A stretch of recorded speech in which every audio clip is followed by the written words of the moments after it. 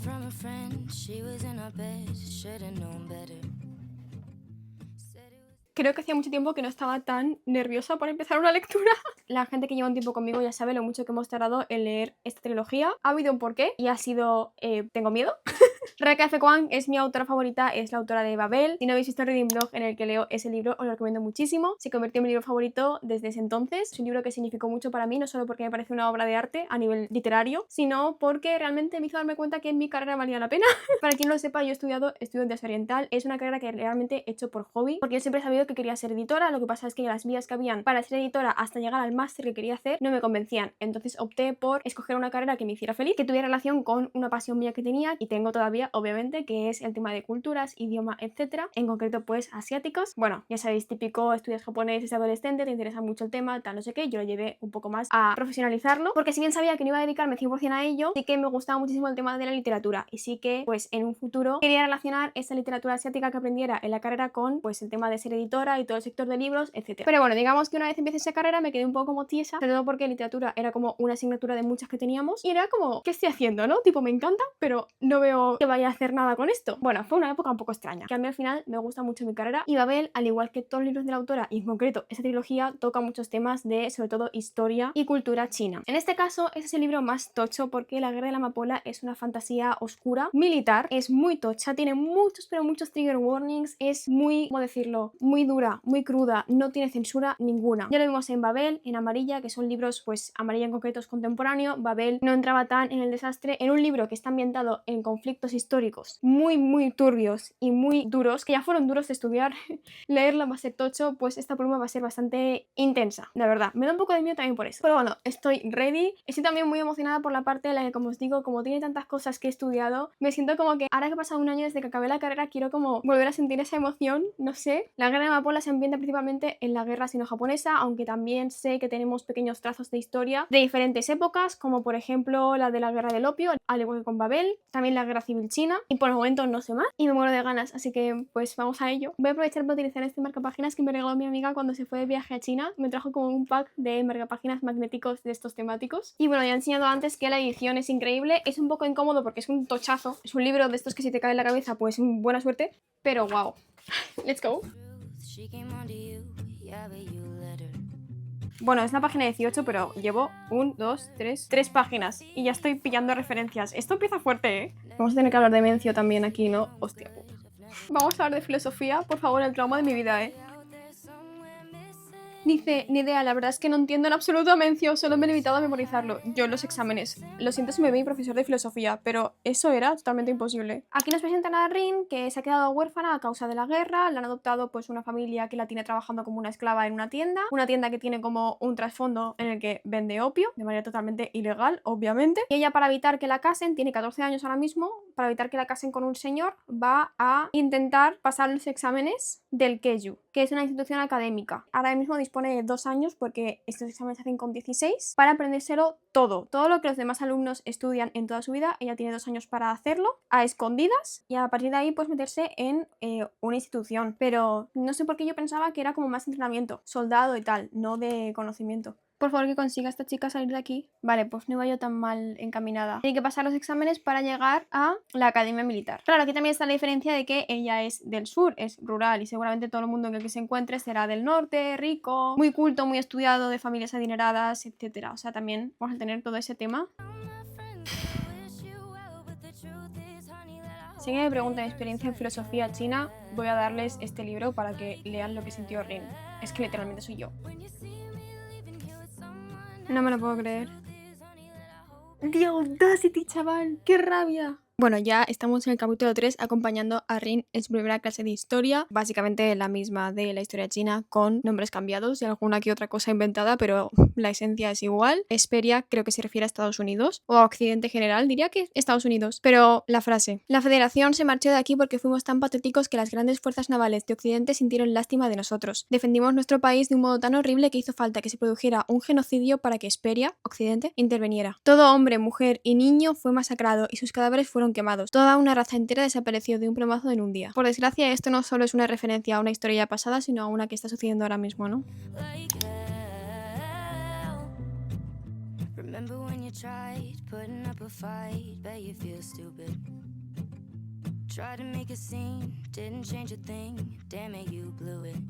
And you're probably out there somewhere missing me. Wish I had an ounce of sympathy. Yeah, I tell my friends that I wish you well, but the truth is, honey. Amigas, después de un largo viaje hemos llegado a la segunda parte de la Guerra de la Amapola. Y ahora que ya lo tengo todo un poco más claro, me gustaría hacer una cosa y es analizar el background que tiene esta novela. Obviamente sin hacer spoilers, primero porque ni siquiera me he acabado el libro todavía y realmente todo lo que quiero comentar es, como os digo, lo que pasa antes de que nazca Rin, la protagonista, y lo que ella va aprendiendo en las clases que hace en la academia militar. ¿Qué pasa? Que para mí es un poco confuso porque te explica las cosas tan a trompicones y cambian tanto los nombres y demás que es como, wow, vale, no me estoy enterando. Y ahora que me he enterado, pues quiero aprovechar para contároslo a vosotros, para así también, si no habéis leído el libro, lo estáis leyendo conmigo ahora mismo, tengamos todo muy bien claro y también entender las referencias históricas que está haciendo Rebecca F. Kuang en este libro. Y como a esta mujer le encanta hacer referencias históricas y culturales de Asia y en concreto de China, pues aquí una está como si fuera, vamos, una experta. Pocas veces puedo hacer esto. Vale, os voy a dejar aquí en pantalla el mapa del libro. Ya por las ubicaciones de los sitios vemos que nos aleja nuestro mapa real. Y es que tenemos primero el estado de Nikan, que es el grande, que obviamente sería China. La isla pequeñita al lado es Spear, la isla de Spear, que hace referencia a Taiwán. Y luego una más arriba, más hacia el norte, que es la Federación de Mugen, que hace referencia a Japón. Tengo como una duda muy grande con la pronunciación de los nombres, porque no sé si hacerlo en inglés, en chino o en castellano, así que está saliendo como súper mal, ¿vale? En una parte del vídeo os he dicho que Esperia, que es otro territorio del que se menciona, para mí hacía referencia a Estados Unidos porque, bueno, el patrón histórico que seguía, si lo pasamos a la vida real sería Estados Unidos, pero realmente es más como Occidente, así en concepto general. Así que vamos a la historia de la Guerra de la Amapola. Mencionan mucho al emperador que hizo posible la unificación de Nikan siglos atrás, que es el emperador rojo. Este emperador, a base de conquistas, unificó todo el territorio, le dio un único idioma, una única cultura y digamos que lo enriqueció bastante. ¿Qué pasa cuando este emperador muere? Pues que hay mucho caos y el territorio queda dividido en 12, cada uno con un señor feudal, que justamente también os digo 12 correspondiente a los 12 símbolos del horóscopo chino. Pero bueno, estos comandantes, a pesar de estar en paz, están todo el rato con mucha tensión, mucho ay, yo quiero esta parte de tu territorio, mucho no sé qué, y digamos que, bueno, el equilibrio no estaba muy ahí, el poder estaba muy descentralizado y sí que había un emperador, pero era más como una figura simbólica, ¿no? No era como algo de poder, que es algo similar a lo que pasa en China en la vida real durante el siglo X. Es en ese momento cuando estalla la que se llama la Primera Guerra de la Amapola. ¿Por qué Guerra de la Amapola? Porque de la amapola sale el opio, una droga muy peligrosa y por lo tanto esta primera guerra hace referencia a las guerras del opio que sucedieron en China durante el siglo XIX. Breve reminder, vida real, guerras del opio, es el Imperio Británico que quiere meter el opio en China. China dice que no, que lo quiere ilegalizar, que es una droga muy peligrosa, que no quieren saber nada. El Imperio Británico se enfada y estallan en guerra. Una guerra que tiene dos partes. La primera es el Imperio Británico contra China y la segunda es el Imperio Británico y Francia, que también era otra potencia colonizadora, contra China. China pierde y esos países se hacen con territorios de China y ejercen poder allí. De este factor histórico vemos mucho en Babel. Bueno, de hecho es como el que inspira Babel. ¿Qué tenemos en el libro? Pues que es la Federación de Mugen, que haría referencia, como os digo, a Japón. En este caso los protagonistas son diferentes. Les pasa lo mismo que al Imperio Británico. Ellos quieren comercializar y distribuir el opio. Nikan no quiere, se enfadan y hay guerra. Mismas causas, mismo resultado. Nikan, en este caso en el libro, se rinde, aunque a los ciudadanos no les gusta decir eso, y la Federación ejerce cierto poder en Nikan. En su conquista también se lleva a Spear, que, como os decía antes, es la referencia a Taiwán. Lo de que es Taiwán se ve más tanto en el mapa como en cómo describen la sociedad, un poco las naciones que tienen en Nikan, en la mainland, hacia esa isla. Entonces ahí vemos que están los conflictos actuales reflejados en este libro. Una vez Nikan pierde, van a transcurrir 40 años hasta que ocurra la Segunda Guerra de la Amapola. Este tiempo, estos 40 años, hacen referencia al siglo, ya se va un poco más, de humillación que conocemos en nuestra vida real de China, que es una época muy devastadora en la que hay mucha pobreza, muchas invasiones, rebeliones, constantes derrotas a cualquier tipo de conflicto con otros territorios o interno, todo muy mal, todo muy mal. Surge la Segunda Guerra de la Amapola, que hace referencia a la Segunda Guerra Sino-Japonesa. Volvemos a nuestra historia en el mundo real. La Segunda Guerra Sino-Japonesa transcurre entre el 1937 y el 1945. Tenemos al imperialismo japonés ganando cada vez más territorios. Están conquistando, están invadiendo, tienen un pequeño incidente con China y dicen, ah sí, pues ahora vamos a por vosotros. Y teniendo la ayuda de la Alemania nazi, China va perdiendo y sufriendo más la guerra. Es entonces cuando la Unión Soviética y Estados Unidos se meten a apoyar a China solo con tal de ir en contra de Alemania. En el 41 pasa lo de Pearl Harbor y ya la Segunda Guerra Sino-Japonesa se mezcla con la Segunda Guerra Mundial, que ya sabemos que finaliza en el 45 con la rendición de Japón tras el bombardeo de Estados Unidos hacia Hiroshima y Nagasaki. Japón se hace totalmente dependiente de Estados Unidos y China se enriquece como potencia mundial. Pero bueno, nos quedamos con ese momento de invasión. Porque ¿qué pasa en el libro durante la Segunda Guerra de la Amapola? Pues que la Federación ataca a Nikan. Quiere más territorio, quiere más de ellos, están muy enfadados. Nikan va perdiendo y el conflicto grande sucede una vez sacrifican el territorio de Spear, el que conocemos como Taiwán. Esta pequeña isla que estaba ya apartada acaba totalmente destruida. Toda la raza eliminada. Es de las mayores masacres y genocidios que suceden en este libro por ahora. ¿Qué pasa tras ese genocidio? Pues que Hesperia, que como os digo hace referencia a Occidente, se alarma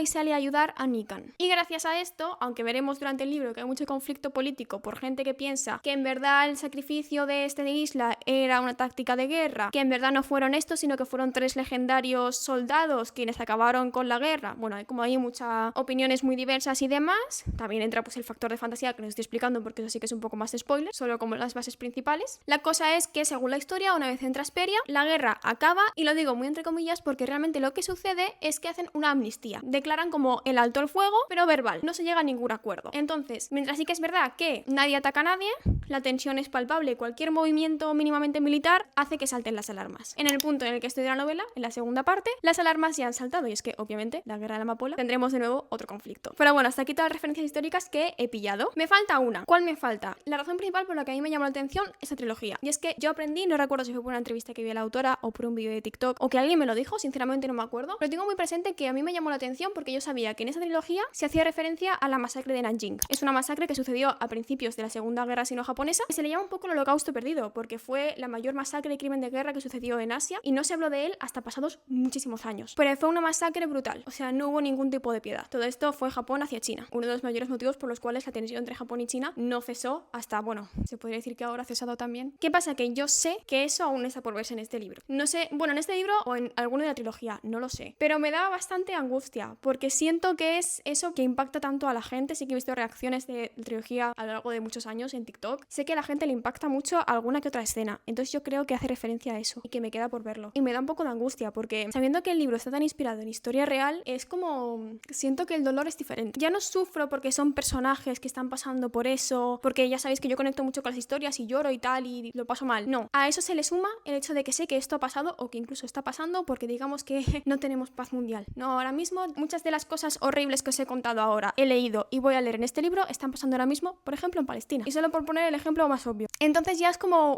no sé si estoy muy ready para leer eso. Pero bueno, ya sabía yo lo que me metía. Bueno, si buscáis trigger warnings, o sea, advertencias de contenido de la guerra en Amapola, os vais a encontrar un listado que ni el Dark Romance más turbio. Y con razón, y con razón. Pero bueno, quitando ya el momento actually que he hecho, ahora estamos en un punto muy crítico. Estoy flipando bastante con cómo se está introduciendo la fantasía en este libro, porque para mí ahora mismo es más ficción histórica que el libro de fantasía, pero poco a poco va entrando. Rin, la protagonista, me llama mucho la atención porque es como un personaje que está discriminado por todas partes. O sea, que el poder de la gente rica está del norte, ella es del sur. Que la supremacía la tiene la gente con tez más blanca, es de la parte central del territorio. Ella tiene la tez oscura prácticamente igual que los de la isla de Spear, los cuales están siendo siempre súper discriminados y les echan mierda por doquier, después de encima de la masacre que pasaron los pobres. Que la fuerza la tienen los hombres, ella es una mujer. Que si los mejores soldados vienen de las familias de guerra, gente rica y tal, ella es una huérfana de guerra. La cual esto, por suerte, no lo sabe nadie, pero traficaba con opio. O sea, como que tiene todo para que todo el mundo la odie, literal. Y aún así, está ahí, que no para. Hay otro personaje que es como su mentor, que se llama Yang, que está súper ido de la olla, pero como que poco a poco es de esos personajes que dices, está loco. O sea, no entiendo nada de lo que dice porque este está mal, todo el mundo le señala, mira, lo está mal, mira, va desnudo por el campus, mira, está subido a un árbol solo por molestar a otro profesor, está fatal de la cabeza, pero luego es como que todo encaja, ¿no? Como que,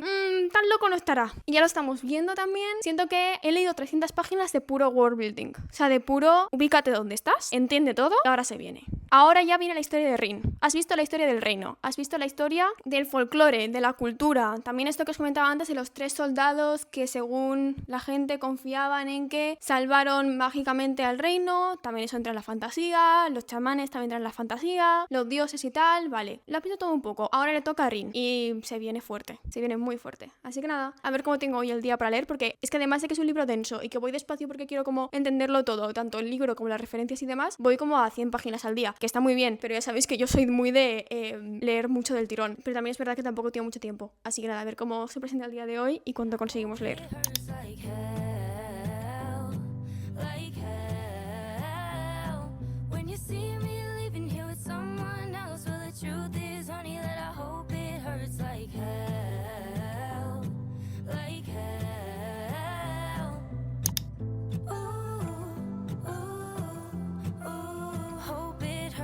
like hell. Hope it hurts like hell. I hate to hate someone, but you make it so easy. Make it so damn easy. I hate to say I won, but you're the one who needs me, and I'm the one who's leaving.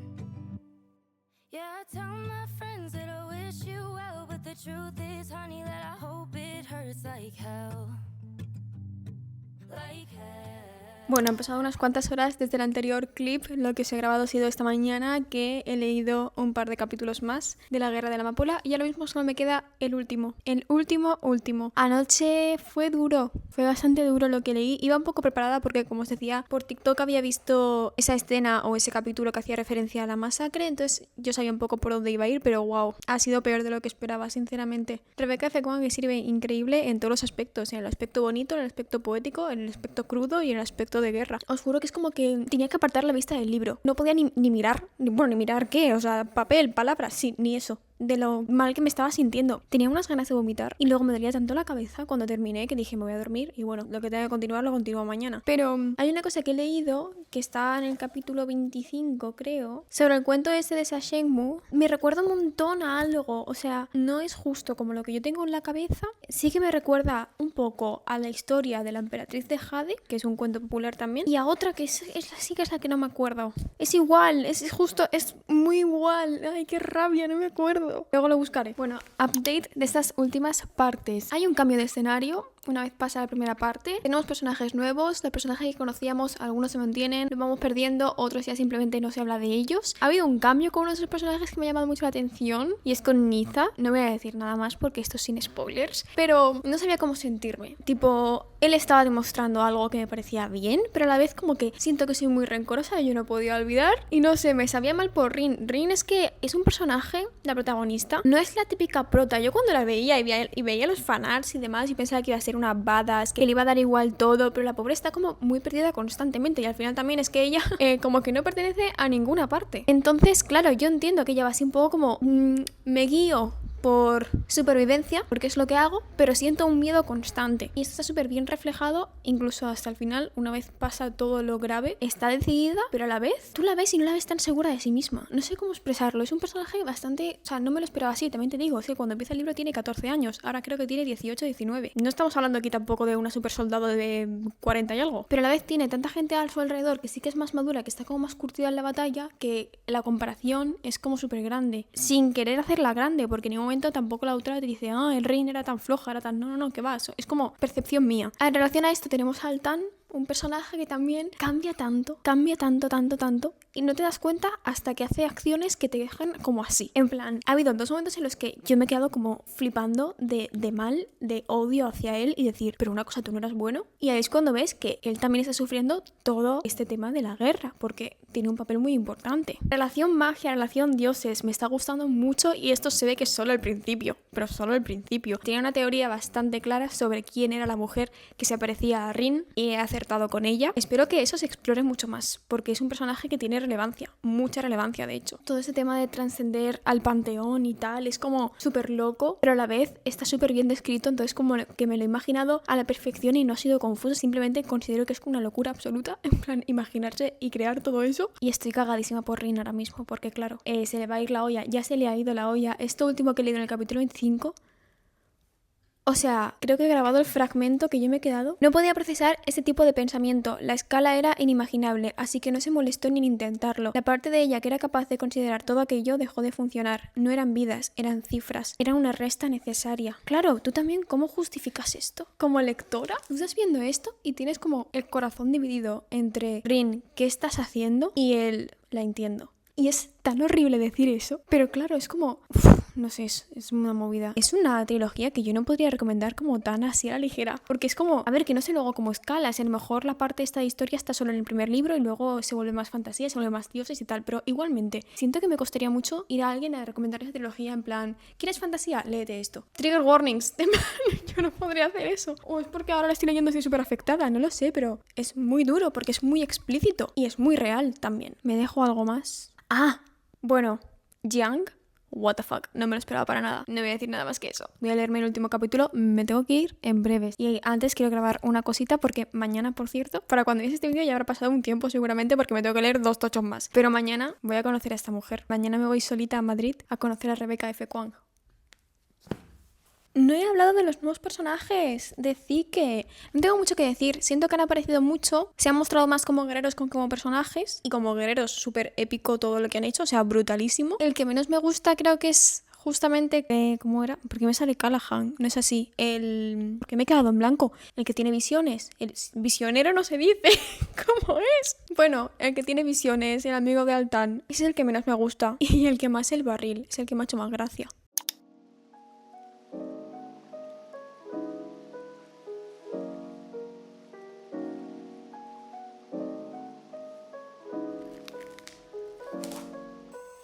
What the fuck?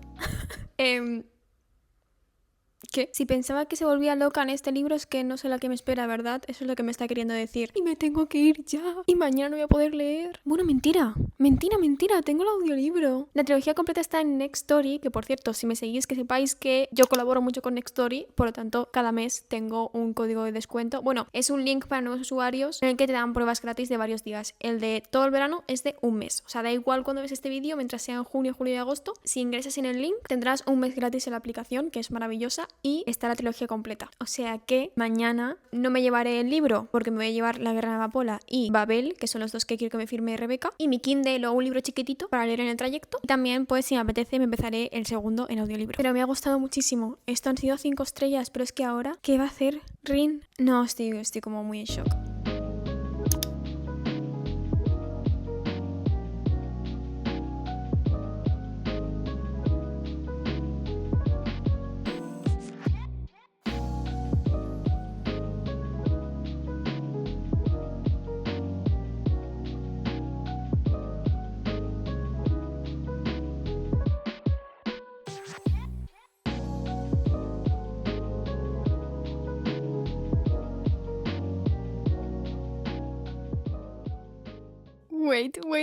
Wait, ¿qué acaba de pasar aquí? Este punto de empezar el capítulo 6, voy por la página 101 justo. ¿Qué es este reencuentro? No sé si preocuparme o alegrarme ahora mismo, la verdad, por las circunstancias en las que nos encontramos. Me alegra mucho el reencuentro con esta persona porque es un personaje que me gusta mucho, pero es como que, ¿por dónde me vas a tirar? Es como que no me fío del todo, es muy centrado con sus ideas, que no son para nada acordes con las de Rin, porque bueno, a ver, ¿quién entiende a Rin? Pero es como más... Claro, calculador, ¿sabes? O sea, siento que es como el enemigo y el rival perfecto de Rin. Entonces, a pesar de que me gusta mucho, me da miedo lo que puede llegar a hacerle a ella. Pero bueno, ¿cómo empieza este libro? Por Dios, o sea, ya vamos a tope. Rin va a saco. Sabemos cómo acaba la guerra de la amapola. Por lo que pasa a Rin, a pesar de que es una decisión suya propia, le genera un trauma que de vez en cuando va recordando y le va atormentando. Pero ella dice, vale, tengo 2 formas de afrontarlo. Hundirme o utilizar mi rabia. Y ella utiliza su rabia. Y bueno...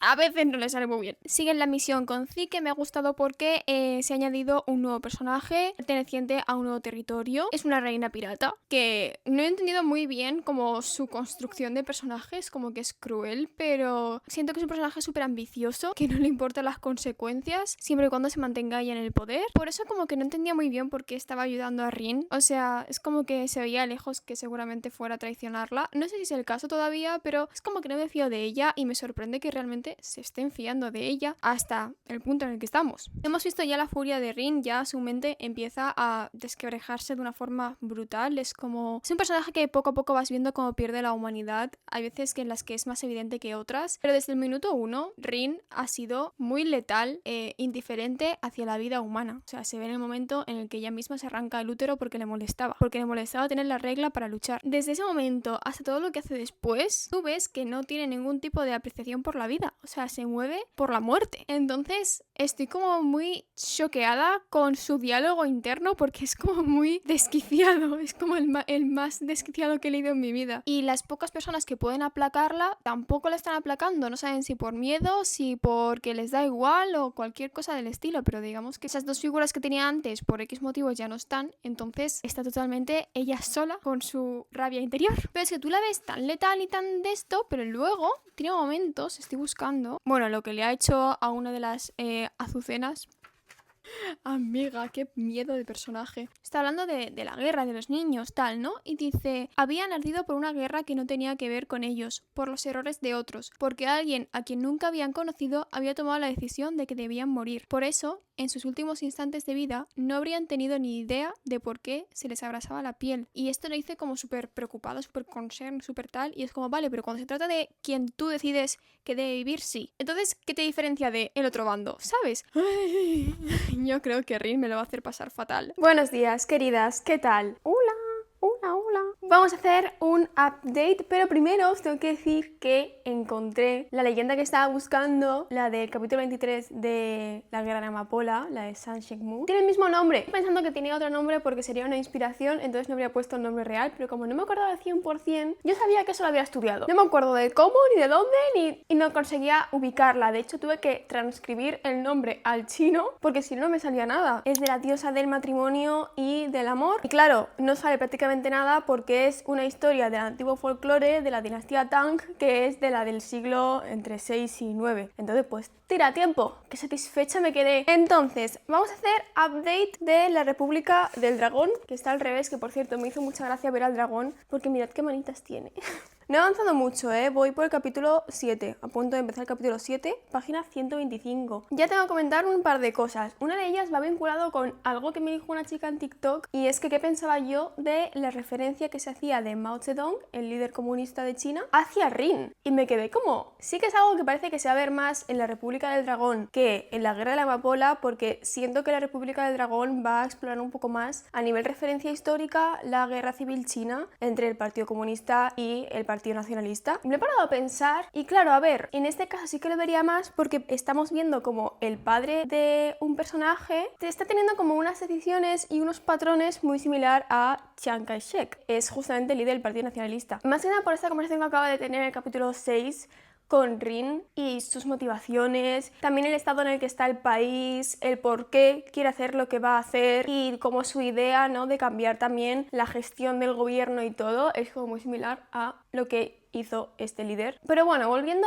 a lo de Mao y Rin, yo la única forma en la que lo vería similar sería el hecho de que ambos nacen en un origen humilde, aunque bueno, Mao no, tampoco era tan humilde. Sí que es verdad que era pues el sur rural, al igual que Rin, pero él tenía más dinero, sí que pudo acceder a estudios y otros privilegios, cosa que Rin no. Pero sí que es verdad que ellos vieron cómo sufría el pueblo, ¿no? Cómo la mano obrera era la que sufría las consecuencias de todas las decisiones que tomaba la gente de arriba, especialmente cuando se trataba de guerra o de hambruna. Las consecuencias para la gente menos privilegiada no eran para nada las mismas que para las personas con más poder y recursos, y eso les hizo como tener ese check de mente de decir, yo voy a hacer que cambie las cosas. Empezó con un discurso muy de pueblo, muy de todos unidos, todos iguales y demás, y poco a poco se le fue yendo la olla hasta que tomó decisiones que, vale, sí, cambiaste la historia, pero a base de perder un poco tu humanidad. Y eso sería lo que le pasa a Rin también. Sobre el tema de perder la humanidad de Rin, es una cosa que estoy flipando con este libro, porque, claro, es que es lo que os decía, vemos como con 14 años se están matando, literalmente matando, no le importa su vida,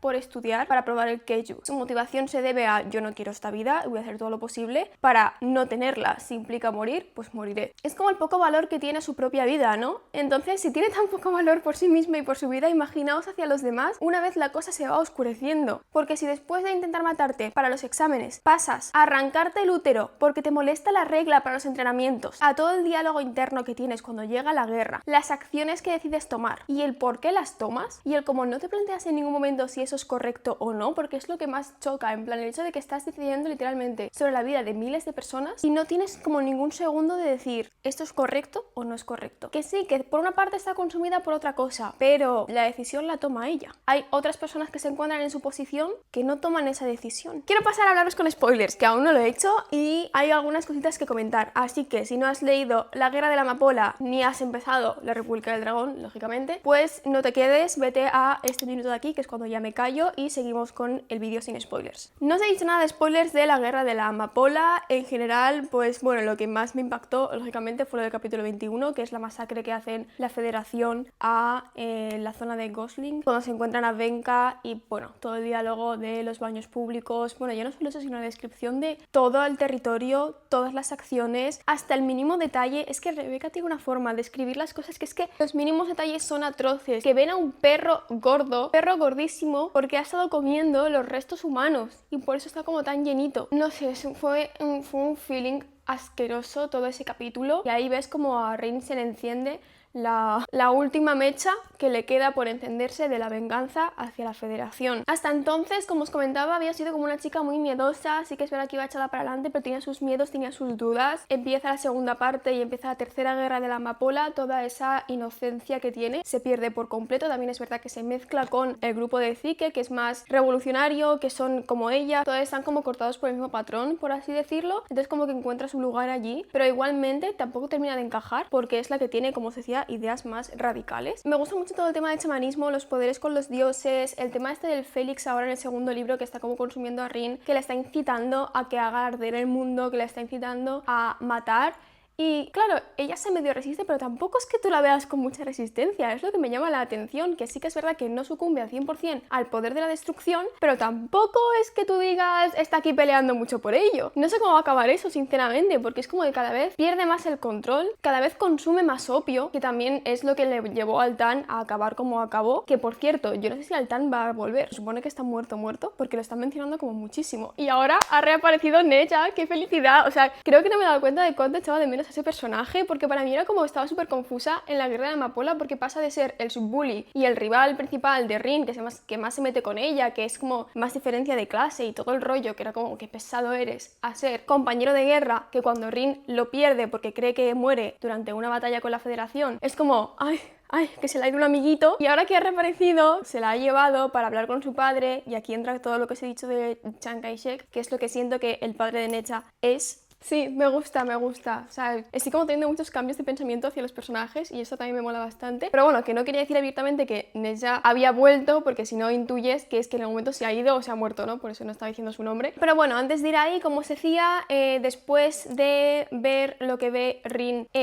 con Venka y demás, llega su decisión de ir con Altan a la montaña a despertar a los dioses. Descubrimos que Jiang era un dios, súper decepcionado con Rin, y sucede todo lo de Mugen, que básicamente Rin decide acceder al poder del fuego, al poder del Félix y cargarse a todo el país, absolutamente todo el país. Yo leí ese parágrafo que decía lo de no son vidas, son números, y dices, se le ha ido completamente. Y lo que os decía, ¿se justifica o no se justifica? En una escala de entre bien y mal, al menos solo ha quemado gente y no se ha dedicado a violarles y masacrarles como hicieron los otros, pero claro, no deja de haberse llevado también a muchos civiles, no solo soldados. Y tú puedes pensar, bueno, después de eso se habrá calmado porque ya ha eliminado al enemigo, ¿no? Tipo, ya que la Federación se ha ido, se ha acabado la guerra, ¿no? Ahora quiere ir por la emperatriz, pero si cuando vaya por la emperatriz irá por otra persona. Literalmente ha perdido todo el sentido de la vida. Le dijeron que ella traicionó, ella de nuevo vendió a unas personas, en este caso los soldados y a Zeke, hacia la Federación para poder librarse ella, tal y como se supone que hizo la emperatriz de Spear. También es verdad que la emperatriz forma parte de la tríada, este trío legendario que se supone que salvó la guerra, y ahora se está poniendo como todo eso también en duda. Y en el segundo libro entramos con que está buscando ayuda para acabar con la emperatriz junto con el grupo, que ya se han ido 2 del grupo de Zeke porque no se fían de la estabilidad de Rin, y el resto se queda básicamente porque temen por sus poderes. Entonces hay como mucho desequilibrio, mucha desconfianza ahora mismo en general. Ha aparecido lo de Neja, le han ofrecido un trabajo que básicamente es participar en la guerra civil del lado del padre de Neja. Y bueno,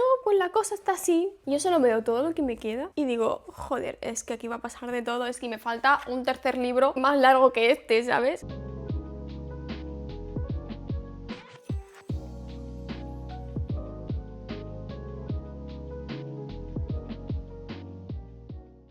Hemos avanzado hasta el capítulo 23, página 500, y tengo que admitir que las últimas 250 páginas se me han hecho eternas. O sea, ha sido interesante por la parte de estrategia, también mucha referencia, cosas así, pero ha sido un poco de decir, bueno, me leo 20 páginas y ya me voy cansando, porque realmente no pasaba nada nuevo, me refiero. Ahora sí que parece que ha habido algo potente, pero amigas, ha sido un poco denso, ¿no? Lo siguiente. Tengo toda la tarde libre, no sé tampoco si mi mente va a poder leer 280 páginas del tirón ahora mismo de este libro. Pero sí que sé que después voy a darme un break. O sea, una vez acabe la República del Dragón, me leeré otras cositas antes de ponerme ya con el 2.5, que es el punto de vista de Neja, y el tercer libro. Porque si no siento que me voy a sobrecargar mucho y me voy a agobiar. Quiero disfrutarlo bien. Bueno, a lo mejor lo acabo y acaba tan fuerte que quiero ya ponerme con el siguiente, pero mi idea es darme un descansito porque ya me noto yo que quiero algo nuevo, algo fresco.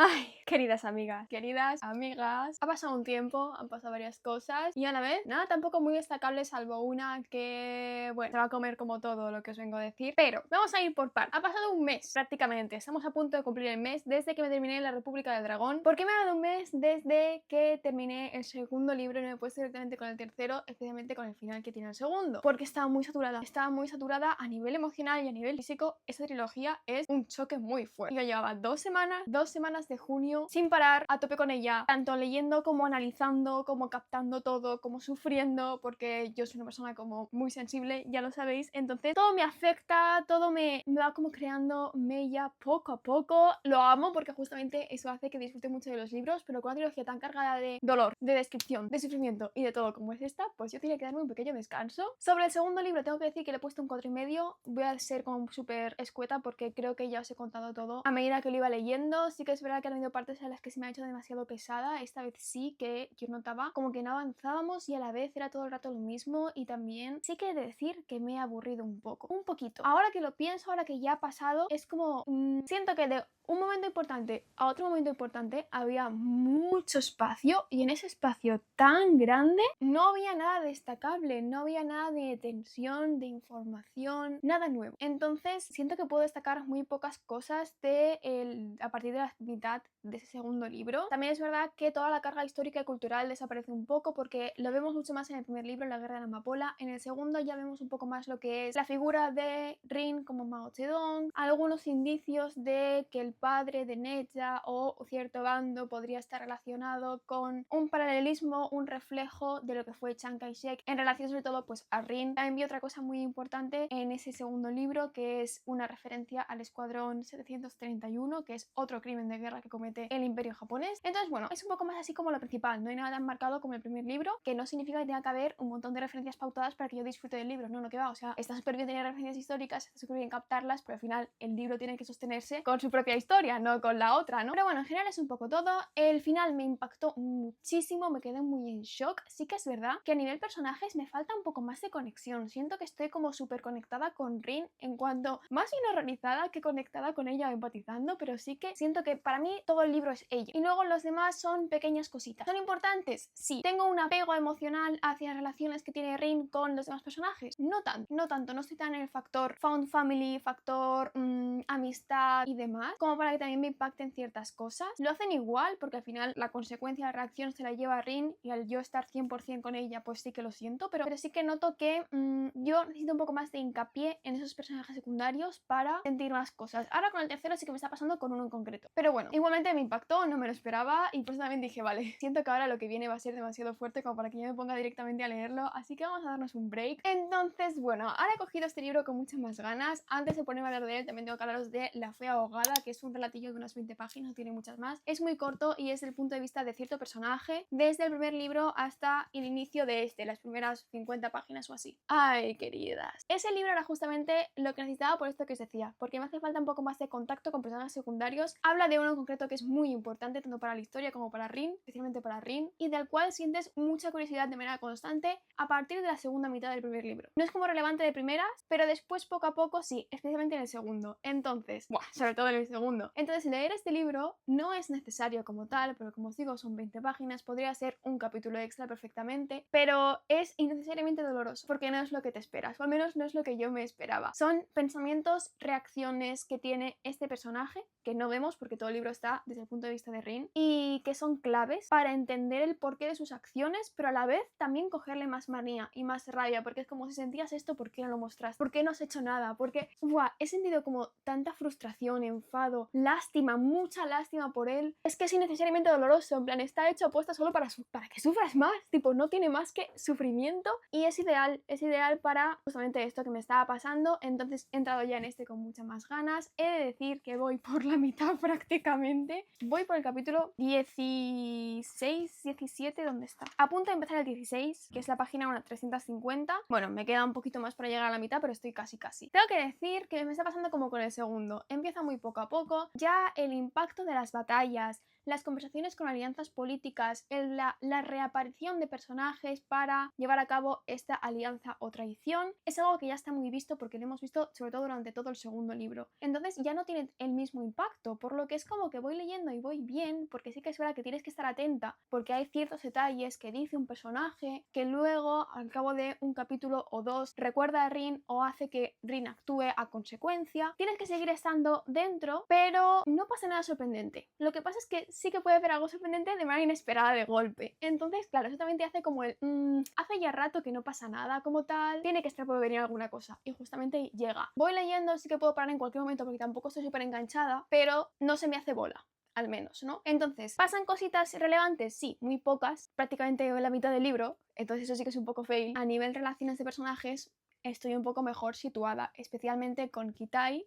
No esperaba que fuera a gustarme tanto este personaje a estas alturas. Se hace de querer. También es verdad que es un poco el pepito grillo de Rin, entonces me hace bastante gracia. Así que bueno, es curioso. Y ahora viene lo fuerte por lo que a lo mejor no me veis tan emocionada y con tantas ganas de charlar. Y es que me he comido el spoiler del siglo. Mira, yo está teniendo mucho cuidado porque, claro, en TikTok sí me he puesto a hablar de la trilogía, especialmente de este tema de referencias. Me han empezado a salir TikToks, los veía con mucho cuidado. Afortunadamente es una trilogía famosa, pero tampoco es famosa al nivel de que esté plagada de spoilers por todas partes. No es como, por ejemplo, Acotar o Los chicos se tomen, que vas a ver a gente comentando todo a mínimo detalle. Aquí no. Vas a ver reacciones, vas a ver frases, pero nada súper tocho. Entonces, yo por esa parte iba bastante confiada. Tipo, con cuidado, pero bien. He pecado bastante de confiada. Me ha salido un TikTok que empezaba como una teoría. Entonces, claro, yo cuando veo una teoría y cero aviso de spoiler, esto como siempre de que te comes spoilers en TikTok es porque no ves el aviso por ninguna parte, pero ni en la pantalla, ni en la descripción, ni nada. Y era como una especie de teoría que tenía que ver con unos personajes que yo pues siento como que no los tengo del todo bien ubicados. Todo lo que les envuelva y lo que opina la gente sobre ellos me interesa bastante. Ha resultado ser un spoiler. Es como una teoría, no sé, ni siquiera he entendido el punto del TikTok. Una teoría que tenía que luego a lo mejor no estaba confirmada o que no ha entendido y ha acabado por explicar lo que sucede con los personajes principales. Intuyo que al final del libro. Pero ha sido como un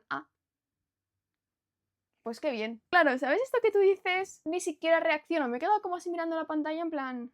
No voy a volver a leerlo por si acaso, pero me acabo de comer el spoiler grande de la trilogía. I think so. Entonces ahora como que siento que cada vez que se acerque esa posible situación me va a venir a la mente y a lo mejor no me va a sorprender. Como que el factor sorpresa no va a estar, siento que igualmente me va a gustar o me va a impactar o lo que sea, porque me gusta la historia y me gusta cómo lo lleva Rebeca, pero claro, el factor sorpresa no. Y eso, bueno, juega mucho a tu favor cuando lees un libro. Así que nada, amigas, pues así estoy. Intentaré mañana volver a pasarme por aquí y haceros un poco más de update, a lo mejor de lo que lea y también de esto que os quería comentar del segundo libro, que es más tema clase de historia, pero por ahora eso era un poquito todo para ponernos en situación.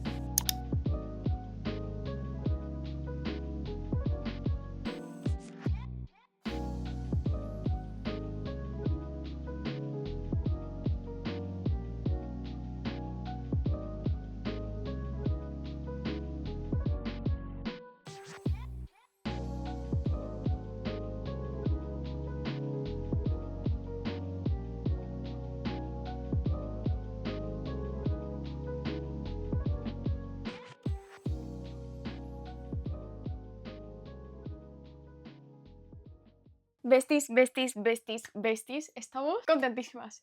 Vuelvo a estar emocionada, vuelvo a estar feliz. En el clip anterior cuando os hablé del tema del spoiler dije que no me había afectado tanto, no sé qué. Mentira. Así que estaba un poco como chof y asimilando. Pero bueno, ahora la verdad es que entre que han pasado unos días y que también he llegado creo que a la parte de la historia en la que vuelve a estar en auge todo y ya no es tanta información, tanta descripción, tanto lo mismo, sino que hemos vuelto a momentos muy relevantes, pues hay emoción. Vuelve a haber emoción. Si veis que me sale sangre, que se me hincha el labio o lo que sea, tengo un tic nervioso que consiste en morderme los labios y hacerme heridas. En los pics en los que tengo más nervios se me va, así que no os asustéis. Como siempre yo aquí con mi té fresquito en esta ocasión, porque antes de entrar en el update del último que he leído vamos a hablar de esas referencias que nos llegué a contar del todo en la República del Dragón, en el segundo libro. Tengo que decir que no son tantas, creo que esto ya lo comenté, no son tan evidentes ni tan grandes como durante la Guerra de la Amapola, película, que sí que os hablé de un montón. Dos, una muy específica y otra muy genérica. La específica, muy resumidamente, es otro crimen de guerra que comete el Imperio japonés durante la época de la Segunda Guerra Sino-Japonesa y la Segunda Guerra Mundial, que ya sabemos que estas dos tramas se entrelazan, ya que estos sucesos empiezan como en el 35 y acaba pues cuando acaba la Segunda Guerra Mundial, que es en el 45. Y lo que pasa es que el Imperio japonés instala una especie de campos de concentración en un pueblo apartado de China. En un principio era algo oculto, pero de poco a poco se fue sabiendo enseguida todo lo que estaba pasando allí, y es que básicamente estaban cogiendo a prisioneros de guerra y a otras personas para hacer experimentos biológicos, experimentos en humanos de todo tipo, con sus atrocidades y con sus idas de olla. No había ningún porqué más allá de teorías racistas, supremacías, y lo hacían porque ellos se sentían tan superiores que cualquier otra raza era inferior a ellos. Entonces, ¿para qué voy a conformar mis teorías con alguien como yo cuando puedo hacerlo con otros desechos, ¿no? Esto es lo que aparecía en su mente, tal y como les apareció también en su mente a los alemanes en la misma época. Eso es como lo puntual que...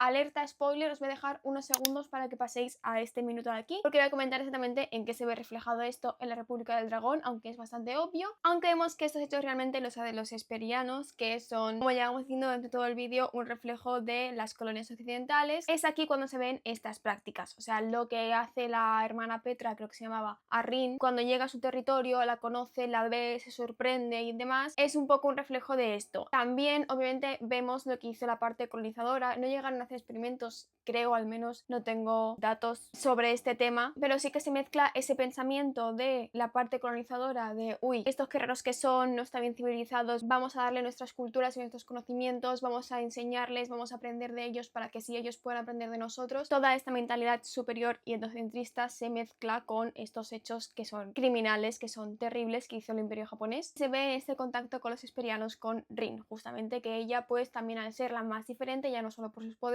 chamánicos, sino por su tono de piel, porque es la última esperiliana y demás, pues ahí está. Luego lo otro, que es mucho más genérico y que, bueno, se come prácticamente todo el segundo libro y también parte de este, es un reflejo de los diferentes estados de la guerra civil china, con los protagonistas que son Chiang Kai-shek, que vendría a ser el padre de Neja, y Mao Zedong, que vendría a ser Rin. Todo esto lo he explicado mucho mejor en mi TikTok. Para haceros un resumen, la guerra civil china estalla cuando el comunismo empieza a tener una gran base y empieza a ganar. En un principio en China ganaba la parte nacionalista, que era la que estaba gobernando. Su líder era Chiang Kai-shek, él fue quien reunificó China, quien lo puso todo como de nuevo en calma, en democracia, en un principio, etcétera. ¿Qué pasó? Que poco a poco pues se fueron pasando de la democracia a libertad a ideas un poco radicales, un gobierno un poco inestable y tal. Como que el pensamiento por el pueblo se fue perdiendo con el paso del tiempo. Este líder empezó a aferrarse mucho a fuerzas occidentales que, más que querer ayudar a China, intentaban como aprovecharse de ella. Entonces estaba Mao Zedong, que si conocéis un mínimo de historia sabéis quién es. Empezó a ver eso, no le gustó, empezaron a ver un poco de revueltas porque esta persona venía de una parte más campestre y humilde, si bien tampoco era súper pobre y accedió a una estabilidad y una vida que cualquier otra persona del entorno rural no habría podido. Sí que era como muy consciente de las clases, al menos al principio. Al ver todo esto, pues eso, empezó a enfrentarse al gobierno. El gobierno fue muy radical porque no quería ningún tipo de cambio, entonces a la que saltó uno dijo me los cargo, me los quito de encima. Y eso no hizo más que hacer más grande la bola hasta que estalló la guerra sino-japonesa. Hubo un momento de paz, de unión, de vamos a dejarnos de conflictos internos, que ya lo que nos faltaba era que encima nos debilitásemos más, ¿no? Unieron fuerzas. Ya sabemos que la Segunda Guerra Sino-Japonesa se mete con la Segunda Guerra Mundial. En esa Segunda Guerra Mundial Japón pierde, por lo tanto China se libera de su enemigo principal y nada más acaba la Guerra Mundial, se retoma la Guerra Civil en un estado bastante crítico, porque China tampoco estaba aquí para presumir. Tuvo muchas consecuencias la guerra en ese país, pero bueno, por las implicaciones que tuvo Mao Zedong en la Segunda Guerra Mundial, ganó mucha popularidad. Y también es verdad que a causa de su implicación en la Segunda Guerra Mundial y como llevó todo, Mao Zedong ganó mucha popularidad. También es verdad que era una persona con mucha labia, una persona que sabía cómo acercarse al pueblo, que manipulaba muy bien, y aunque como con todos estos partidos hay ideas que sí que encajan, luego hay un trasfondo que se distorsiona bastante. ¿Qué pasó? Que finalmente ganó la guerra civil, Chiang Kai-shek y el Partido Nacionalista huyeron a Taiwán, que en ese momento, después de la guerra, quedó libre. De ahí ya entramos en era un poco más contemporánea con el conflicto China-Taiwán, las dos Chinas y demás, que es un tema súper interesante del cual os recomiendo investigar porque es uno de los mayores conflictos mundiales que de vez en cuando al año va saliendo unas 3-4 veces en plan riesgo crítico. y poco se habla. Pero bueno, se queda Mao Zedong en el poder ya con el Partido Comunista y aquí ya sí que así viene en la parte más jodida de China en cuanto a, bueno, Mao Zedong es el responsable de millones de muertes de ciudadanos, principalmente por hambruna y represiones. Es uno de los mayores tiranos que existe. ¿Y por qué os cuento todo esto? Porque básicamente un poco el plot de la República del Dragón se centra en esta trama. El concepto de Rin como Mao es súper interesante porque realmente no están los hechos que suceden, no están como tú ves a Rin y no ves a una persona dictatorial, sino que vas viendo como el desarrollo psicológico de ella se va oscureciendo al paso de los libros, como ella va viendo la política a su alrededor, como ella también empieza siendo muy consciente de lo que es la pobreza, de lo que es la humildad, de lo que es la vulnerabilidad de las clases, porque ella justamente es la última de su raza, entonces es muy consciente de todo ello, pero poco a poco tanto la venganza como todo lo que va viendo, como todos sus traumas, como ya la ambición de poder de decir, joder, he pasado todo esto, sé lo que es pasar por todo esto y ahora tengo el poder de arreglarlo, aunque sea con las peores acciones, tengo como un fin que justifica mis medios, así que por esa parte sí que vemos esa psicología con el líder de China, Mao Zedong. Rebecca hace cuando lo está dejando caer, o sea, no estoy yo loca por pensar en estas referencias, sino que hay algún que otro detalle que tú dices, ah, vale, ok, y es que por ejemplo, la mujer de Vaisra, o sea, la madre de Neja, estuvo colegiada en Esperia, como que esta mujer confía muchísimo por X motivos en los occidentales, como que ha estudiado también toda su parte de cultura, conocimiento, está muy implicada en ello, como que también le tienen la cabeza muy comida para que esté de su parte. Y la mujer de Chiang Kai-shek, no sé si fue la última, pero sí que fue la más importante a nivel político, que ella también participaba en ciertos eventos y tomas de decisiones. También estuvo un tiempo viviendo, creo que fue, no recuerdo si por Estados Unidos o por Inglaterra, en plan Oxford o algunas de esas universidades importantes, no me acuerdo cuál, pero eso, que estudió muchos años allí, era una persona que sabía perfectamente inglés, conocía muchísimo de toda la cultura occidental, entonces como que es un pequeño guiño que realmente no hacía falta, pero que te confirma un poco la referencia. ¿Por qué he dejado esto último para el final? Porque es algo que continúa en El Dios en Llamas, especialmente a nivel psicológico de Rin. Estamos en el último libro, no sabemos si ella va a tomar el poder, estamos en un contexto en el que todo el rato hablo con este para ver si está de mi bando, este no me gusta, a ver qué hago con él, no tomo las mejores decisiones en cuanto a la guerra, pero no pasa nada porque es la guerra y es lo que hay, como que siempre está justificándose con lo he pasado mal o es la guerra, y es como sí, tienes razón, pero también cucú en muchas ocasiones. Es como que rinda mucho susto. Y ahora paso a comentaros lo último que he leído porque voy ya por lo que es la tercera parte. Capítulo 23, me quedan 292 páginas, que a ver, tampoco son pocas. Pero por fin ha llegado ese punto de, vale, ya están pasando cosas en varios capítulos que me hace querer seguir leyendo, querer seguir comentando, que no están como, ah, ok. Y ahora por fin hemos tenido capítulos 16, 17 y 18. Increíble, increíble. Y me vais a permitir que lo comente con spoilers porque es que si no, no puedo. Como os digo, capítulos 16, 17 y 18 de El Dios en Llamas. Os dejo por aquí el minuto en el que termino de hablar de esos capítulos con spoilers y seguimos con el libro. Voy a empezar. Vale, ¿qué pasa en el capítulo 16? Mirad, yo el tema de Yang, de el maestro, no lo esperaba para nada. O sea, todo lo que fuera el guardián y demás que pasa en el segundo libro, que ahora ya ha reaparecido para ayudarles y que quieran despertar a ese tercer poder de la tríada, que es el emperador, que es como el peor de todos. Esto me tiene como súper asustada, la verdad. Lo de Yang es súper fuerte. Lo primero ya que me dejó en shock fue cuando él llega a la batalla. O sea, es una escena que yo vi en mi mente tan épica. O sea, él llegando a la batalla entre los frentes a punto de atacar como si fuera ese arma nuclear, esa última herramienta oculta de cuando estás viendo una película que es como lo más inesperado, lo que les va a dar la victoria. Ese personaje que en un momento era el maestro loco de la academia en la que estaban, que es que ahora ya la academia suena tan lejos que es increíble. Yo cuando leí eso dije, vale, empieza lo bueno. Y tanto que empieza lo bueno, porque luego tenemos a Rin quemándole la boca a Vaisra, haciéndole sufrir sin querer matarlo, pero dejándole constancia de su poder. Eso es lo que digo cuando hablo de que Rin no está bien de la chabola, en plan, ella sabe que tiene poder, ella sabe que puede destruirlo todo, y aunque hay una parte de ella que aún reprime que no vuelva a suceder lo que pasó en Mugen, pues igualmente sigue teniendo como esos toques macabros, porque ya no es solo lo del padre de Neja, sino también Souji. Cuando literalmente lo lanza a los sureños y empieza a decir, demostradles cómo somos nosotros, demostradles quién tiene el poder, quién tiene la fuerza, que estamos cansados de este tipo de gente con esas represiones y demás. Y literalmente todo el pueblo se tira encima de este personaje y le arrancan la piel, le muerden, le patalean. Un acto tan salvaje y tan violento, y Rin mirándolo como en plan,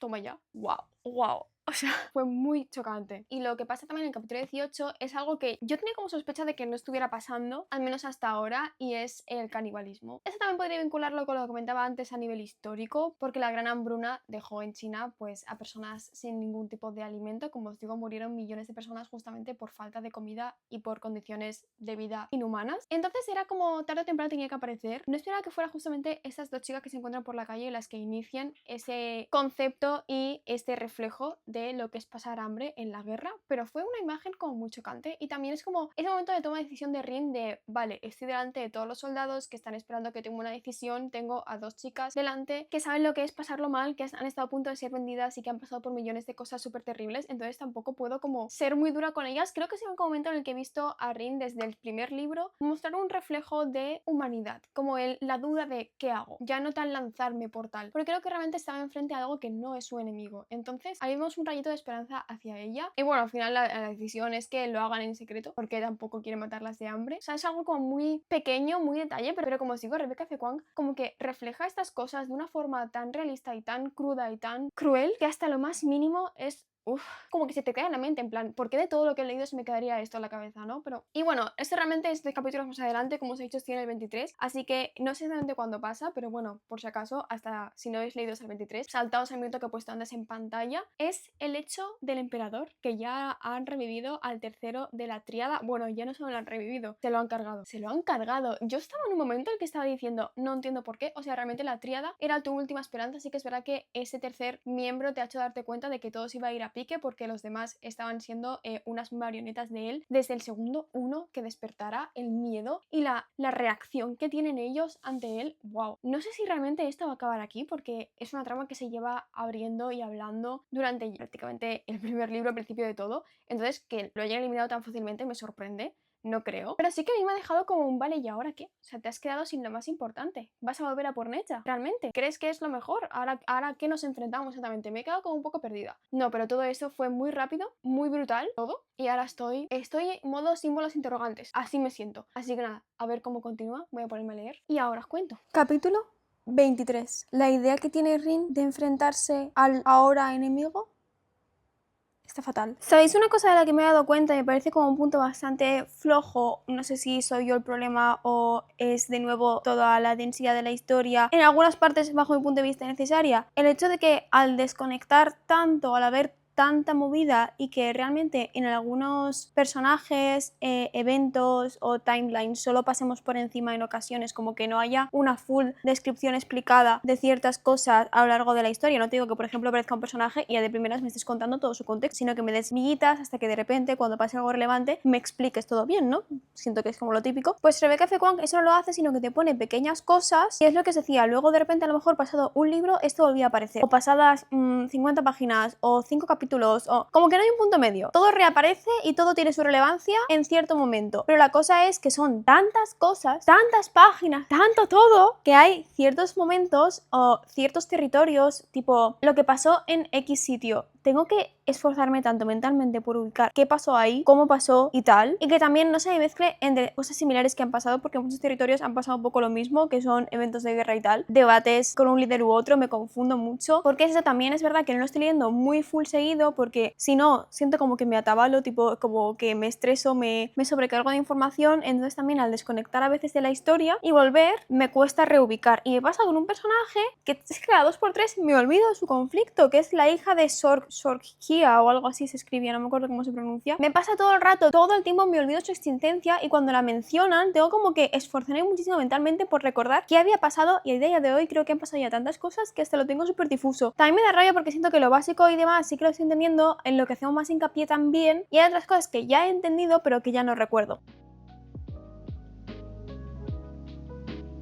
No es como ese párrafo que se acaba de dejar literalmente la esencia del vidente. En plan, Rin se ha convertido en él de repente.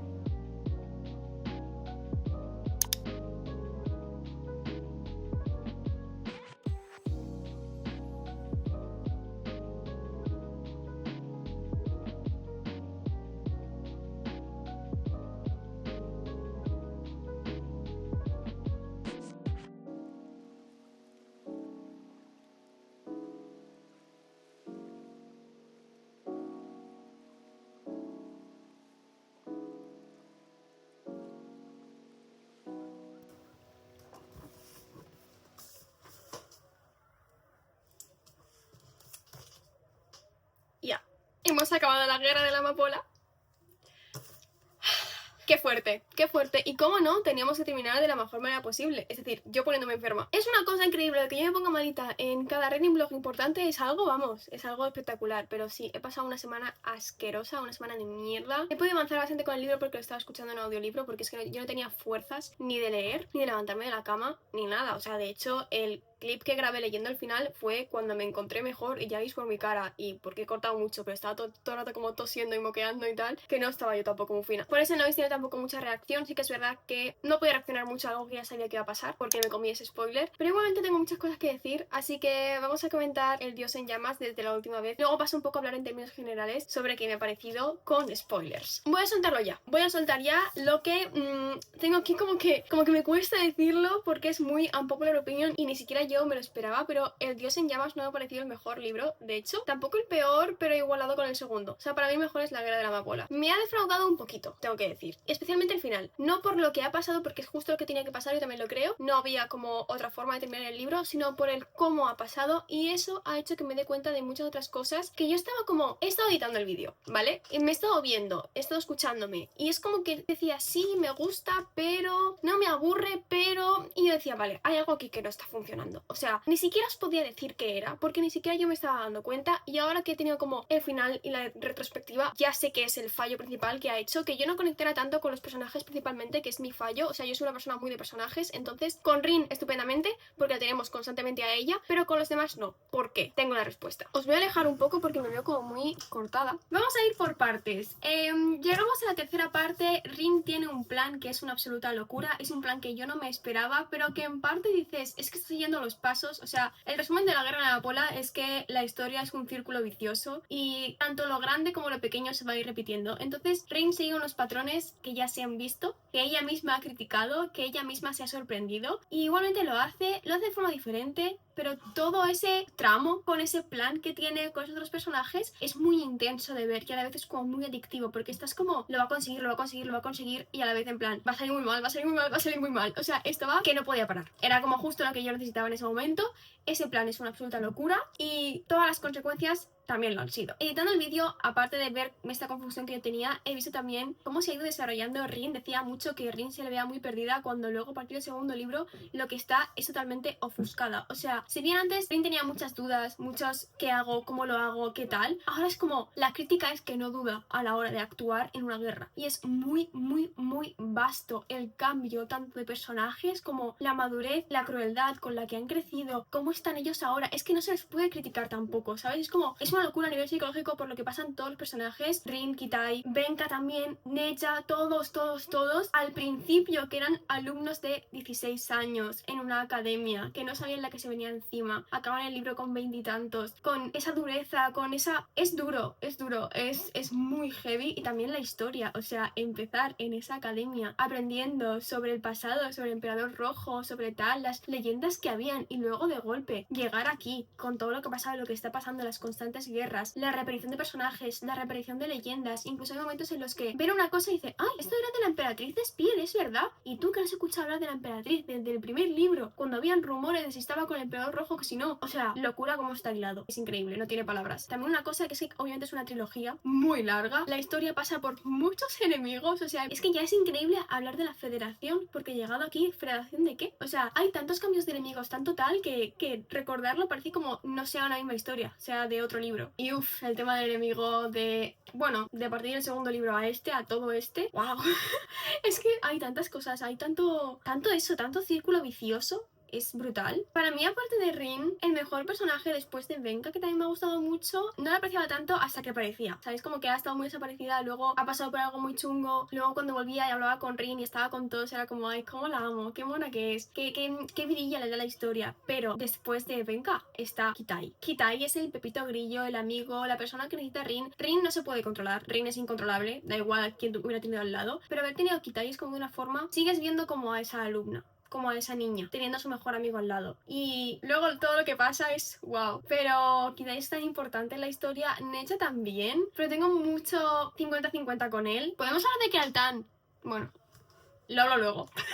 El fallo principal que yo he visto que yo he sentido es la corta duración de las escenas importantes. Bueno, mentira, del impacto de las escenas importantes. Es decir, es una guerra, hay muertes, obviamente. No voy a decir que muere ni nada, pero hay una muerte importante, la escena se desarrolla bien, se desarrolla todo con detalle y con tal, pero lo que es la parte sentimental de una vez este personaje ha muerto, quién lo ha matado, cómo ha muerto, cómo tal, cómo se siente Rin, cómo se siente el otro, cómo está el alrededor, no se ve, como que pasamos directamente a otro punto. Entonces a mí es una cosa que me cuesta mucho tragar, porque a mí me impacta, pero luego no lo sufro. Luego tú no puedes recordarme ese personaje y esperar que yo sienta algo de pena y tal, porque no me has dado como la consecuencia de que ya no esté. Me has pasado directamente a otro plano. Hay muchos enemigos, muchos debates, mucho de esto, muchas cosas que tratar, pero ya os comenté también con esos pequeños detalles de estos personajes que luego me olvidaba o no me acordaba de ellos o no sentía tanta cosa, porque a la hora de poner el foco es muy rápido. Y además de esto siento que he leído más tema de debate interno, tanto la protagonista como con otros personajes, que lo que es realmente el vivir todo lo que está viviendo Rin. Te choca todo lo que piensa, todo lo que hace, todo lo que... cómo duda, cómo de esto. Es muy fuerte, ¿no? Pero claro, en cuanto a lo demás, me faltaba mucho. Y yo para sentir esa conexión con la historia, yo soy de personajes, no puedes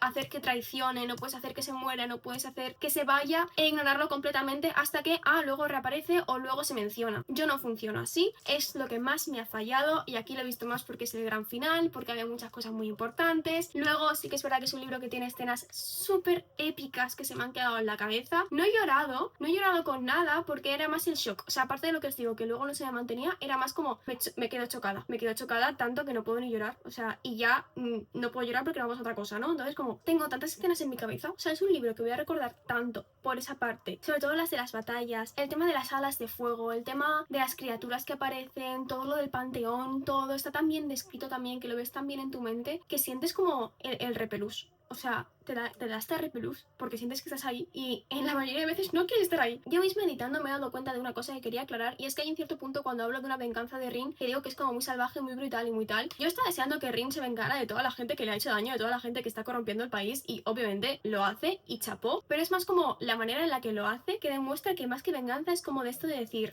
he llegado yo, ahora tú me adoras a mí. O sea, es más como esa actitud, ¿sabéis? No es como que me vengo por la gente y tal, no, me vengo para demostrar quién soy. Y eso me choca bastante. Entonces como lo quería dejar claro porque yo dije, uy, a ver si van a pensar que me parece mal que haya hecho esto. No, chapo por todo lo que hace en cuanto a vengarse de esta gente. Luego he visto más referencias que os lo contaré más en la parte de spoilers. Pasamos a una cosa más importante también en lo que tiene que ver con Rin. Guau, también es como no te lo esperas, ¿no? Porque la mayoría de libros también, cuando acaba la guerra, acaba el libro. Y es como ver todo ese después, es en plan, claro, es que los problemas persisten, obviamente que persisten. Los traumas, la desconfianza, los nuevos aliados, todo es como muy tenso. Y me ha gustado mucho verlo, me ha gustado que no acabe nada más, acabe la guerra. Llegamos al final, el final me lo comí. Me spoileé, ya os lo dije, literalmente es las últimas 5 páginas. 5 páginas y se acaba el libro. Ya lo sabía todo. Sinceramente, yo creo que no había otra forma de terminar el libro. Como os he dicho, está bien, pero de nuevo pasa eso. Es como que no me ha dado como mucho margen a procesar. Ya no solo porque lo sabía, porque muchas veces también me he leído un libro sabiendo cómo acababa o sabiendo cierta cosa y igualmente me ha impactado, igualmente he reaccionado. Aquí era como... Creo que es en este momento en el que me he dado cuenta cuál era el fallo del libro. Porque lo he terminado y me he quedado en plan, no me ha gustado. No me ha gustado, ya sabía que acababa así. Ya podría haber dicho antes no me gustaba. Creo que podría haber sido de otra manera en cuanto a la ejecución, en cuanto a tal. Pero no me gusta. Y acaba. O sea, pasa eso y ahora sí que sí, chapo, ya no ves nada más. Entonces como también muy frío, muy chocante. No lo sé. Siento que a lo mejor Babel, por ejemplo, era de otra manera, era mucho más sentimental. Y sí, no sé, me siento como muy extraña. Es como que me ha gustado mucho por toda la parte del world building, la idea, la narración, toda la cabeza que tiene esta mujer para hacer una historia tan grande como esta. Pero una parte de mí creo que esperaba algo mucho más, por mi parte, fangirl. En plan, no poder parar de leer, no poder parar de hablar, no poder... Y no me siento así. Es un full drama porque no hay apenas momentos de felicidad. Creo que he contado 3 en toda la trilogía. 3 en más de 1300 páginas. O sea, imaginaos. Es una trilogía muy buena, eso sí, por muchos aspectos. Pero de nuevo, repito lo que he ido diciendo a lo largo de todo el blog. Yo no sé si podría recomendarlo muy a la ligera. Si se lo recomiendo a alguien, será una persona que sé que le gusta mucho la fantasía pesada. Y diciéndole bien claro, va a ser muy dura, va a ser muy cruda, va a ser muy centrada en lo que es la guerra y las masacres. O sea, no es tan... Tiene elementos de fantasía, porque el tema de los dioses, ya os he dicho, las criaturas y tal, es una locura. Pero no está tampoco tan centrado en eso. O sea, es como constantemente guerra, debate político, tal. Tenlo bien claro, mírate los trigger warnings y suerte. Te lo recomiendo porque no vas a leer nada igual, eso desde luego. Con Rebecca Fekwan pasa con todos los libros, no vas a encontrar ninguno similar a este. Entonces, aprécialo, ámalo, es muy duro. Entonces, conclusión final antes de pasar con spoilers. Le he puesto 4, pero realmente es un 3,75. Estoy entre, no sé si bajarlo ya o no. De los 3, porque el de La Fea Ahogada, como es tan cortito, un rato tan pequeño, no lo voy a contar. Yo he de decir que me quedo con La Guerra de la Amapola, a la cual le puse 5 estrellas sin dudarlo. A La República del Dragón le puse un 4, la primera mitad me gustó mucho más que la segunda. Al Dios en Llamas estamos entre el 3,75 y 4. Como veis, ha ido como decayendo un poco. Tampoco es como que me haya decepcionado muchísimo o la haya odiado para nada. Con este he puesto al día con Rebecca Fekwan. Ahora solo queda esperar así para Catabasis, que tengo 1000 ganas de tenerlo ya en mis manos. Esta autora es una genia. ¿Cómo no va a ser mi autora favorita con lo que hace, con la locura que hace? Hasta aquí tu aventura conmigo. Si no, quédate para ver la parte con spoilers, que vamos a comentar un par de cositas más y ya está, porque este reading vlog se me está haciendo eterno. Espero que lo hayas disfrutado, espero que hayas aguantado conmigo toda esta chapa. Que me dejes en comentarios, por favor, qué te ha parecido trilogía, qué te ha parecido algo que yo haya comentado, alguna cosa que a mí se me ha olvidado decir, en plan, oye, esa escena tal, no sé qué, siempre avisando de spoilers por si alguien no ha leído, pues que vea al menos que está señalizado como spoiler y salte ese comentario. Por favor, después de un vídeo de más de 1 hora, decidme cositas. Yo, como siempre, os leo en comentarios y ahora sí, que se quede conmigo la gente que quiera saber tema spoilers. Voy a ser bastante breve con esta parte con spoilers. He de decir que yo lo que me comí, el spoiler que me comí, fue que Kitai y Rin morían por decisión de Rin y Necha se quedaba al mando. Yo lo vi porque una persona estaba comentando la teoría de que la tríada se repetía con ellos 3. Como que esto de que la historia se repite, lo vemos en muchas ocasiones en el libro. Entonces se pensaba que iba a pasar lo mismo a estos 3 personajes como le pasó a la tríada. Por lo tanto, que morían los 3. Y resulta que no. Entonces yo lo vi porque es eso. Vi teoría y dije, oh, teoría sobre la tríada, me interesa porque son unos personajes que sabemos mucho, pero a la vez hay mucho por conocer y como se mueren, pues hay mucha cosa que desconocemos. Entonces tenía como curiosidad. Claro, me sueltan el spoiler, que es justamente, como os digo, cómo acaba el libro. O sea, literalmente es Rin se clava el puñal en el pecho de la mano de Necha y se acaba. Y esto es a lo que venía yo con no me da margen de reacción. Me pasó con Venga. Todo el momento este tan tenso de Rin pensando que ella le había traicionado, no sé qué, era muy intenso. Toda esa parte de ejecución previa a el desastre, 10 de 10 con todo. Pero luego pasa el desastre, Venga se muere y ya es como... se van, se cambian de trama, menciona a Venka una vez y no se menciona más. Y esto es un patrón que hace con todas y cada una de las partes dramáticas que hay. Entonces es lo que a mí, joder, sabes que encima Venka, que es un personaje súper importante, no sé, unas palabras para recordarla, a Rin llorando, Rin, bueno, a Kitai, porque Rin ya llorar es algo que no se espera a nadie. Algo así es lo que yo buscaba. Y con ella ha sido, wow, es que es la muerte que más me ha dolido. Cuando va a despertar el dragón, que esto era una locura absoluta. Bueno, espera, voy a pasarme antes. Yo dije, ha pasado algo con la tríada, que han despertado, en la parte con spoilers, la última que he hecho, han despertado al tercero, se ha liado parda porque tienen miedo, Rin se las ha apañado para hacer que parte enemiga vea que estaban allí y les ataque y se mueran. Y en plan, no se va a morir, es muy fácil, ¿no? Tipo, algo más habrá. ¿Y se ha muerto? ¡Se ha muerto! ¡Tanto drama! ¡Tantos legendarios! Especialmente con el tercero este. No dura nada. Ha durado capítulo y medio. Yo tenía mucha curiosidad sobre ese tercero porque estaba loco, porque era el que no sé qué. A mí aún no me ha quedado todo claro qué pasó entre ellos, sinceramente, porque como os digo, iba a trompicones y luego se mueren y ya ni siquiera hablan entre ellos y te cuentan nada y tal. Era como, vale, pues next. Eso me jodió bastante. Y se muere así, sin más, por un disparo de los otros y ya está. Y... joder, a ver, es momento épico porque está Rin mirando como todo arde, como todo se desmorona y dice, esto es por Spear y eso me gustó mucho, genial, tal. Pero algo más, a mí me faltaba algo ahí, no sé, era... para lo brutal que es en todo, en este aspecto, me he quedado súper fría. Luego llega la parte de los chamanes, eso ha sido una brutalidad. Ahí es lo que quería decir, en plan, que Rin sigue los pasos de Altan y del vidente. O sea, tal cual. Y lo que quería decir cuando he dicho antes Altan y me he callado, es que el pibe se muere en el primer libro y da la brasa hasta el último. ¿Cómo puede ser? ¿Cómo puede tener más protagonismo que en ella? En plan, es que no podía más, tipo, que se calle ya, por favor. No podía más con Altan, te lo juro. Mirad que a mí me gustaba mucho el primer libro. Le he acabado cogiendo una manía, lo cansino que es. Con ella me ha pasado justamente eso, tío, que en plan me hubiera gustado mucho conectar con su romance y tal. Cuando leí La Fea Ahogada, ese relato que tiene, me gustaba lo que decía, pero no lo sentía, porque es como que siento que han tenido muy pocas escenas juntos, con normales, lejos de lo que es la guerra, como para que yo sienta que estaban enamorados o tal, no sé. Y también con él he tenido esas partes en las que después de ella Rin jurar que lo iba a matar, además lo viera y tal, es normal que dude. Bueno, normal en Rin no, pero lo entiendes. Pero yo ese momento en el que se reencuentran, el otro está a punto de matar a la muchachita esta, que la ahoga con el agua, que lo ha pasado. Uf, esa pobre muchacha que mal la ha pasado, de verdad, qué mal. Y se quedan los dos en plan, ¿qué hacemos? Pasa todo el drama del dragón, que brutal. Lo del dragón no, o sea, eso ha sido una cosa increíble. No me lo esperaba para nada y yo estaba en shock. O sea, que me devoré esa escena diciendo, uff, esto sí, eso es lo que yo quiero. Increíble toda la parte del dragón. Pero luego han estado a punto de matarse y tal, que están como una especie de campo. Están Kitai y Rin, aparecen Echa y se sienta en silencio con ellos. Ahí yo era como un... Entiendo la intención, entiendo la nostalgia y entiendo que realmente ellos son víctimas de una guerra que no empezó por ellos y que lo están pasando peor. Lo entiendo todo, de verdad. O sea, no es como que no haya empatizado. Empatizo. Pero es que el momento en el que Necha desaparece de su vista, Rin ya está otra vez. Es mi mayor enemigo, lo voy a matar. Pues haberlo matado es un segundo después de que se haya ido. Estás así otra vez. No puedo creerme. Está todo relacionado, como veis, con la parte de personajes, sentimientos que os comentaba. La parte que os decía que me gustaba mucho era que acaba la guerra y Rin se queda en el mandato. Pero es que igualmente no lo tiene fácil. Tiene un montón de enemigos, tiene un montón de traiciones. Ella se sorprende en plan de, joder, pero si os he salvado, he dado mi vida por vosotros. Igualmente dudáis de mí, queréis matarme, ¿qué está pasando? Todo ese conflicto es muy fuerte y está muy guay verlo porque no sabemos verlo en los libros. Y está muy relacionado con la historia real también. Y de la historia real también vemos todo el tema de la larga marcha, la hambruna, toda esa parte es más como cuando Mao se quedó en el poder. Me gustó muchísimo verlo, solo que Rin ya buscaba enemigos donde no había, buscaba batallas donde no había y claro, la única forma de frenarla era que muriera y a consecuencia muriera Kitai. Y acabo de recordar una cosa también, una escena que yo me quedé en plan, joder, esta tía. Es como que cuando va a enfrentarse por fin a Necha, cuando lo ve venir y ella está con todos los chamanes y tal, la alegría que siente, en plan, por fin, ahora sí que sí. Ahora estoy preparada y ahora me lo voy a matar, no sé qué. Y siente como una alegría en plan de, oh, la guerra, qué bien.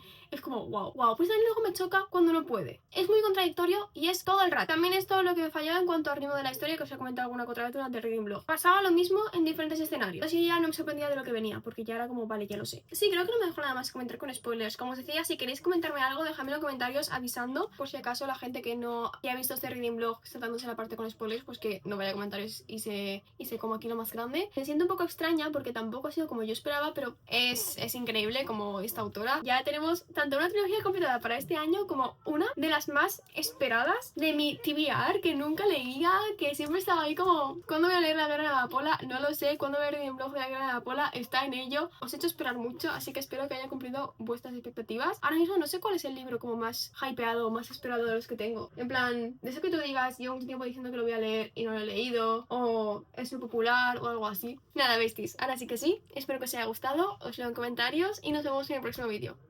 ¡Chao!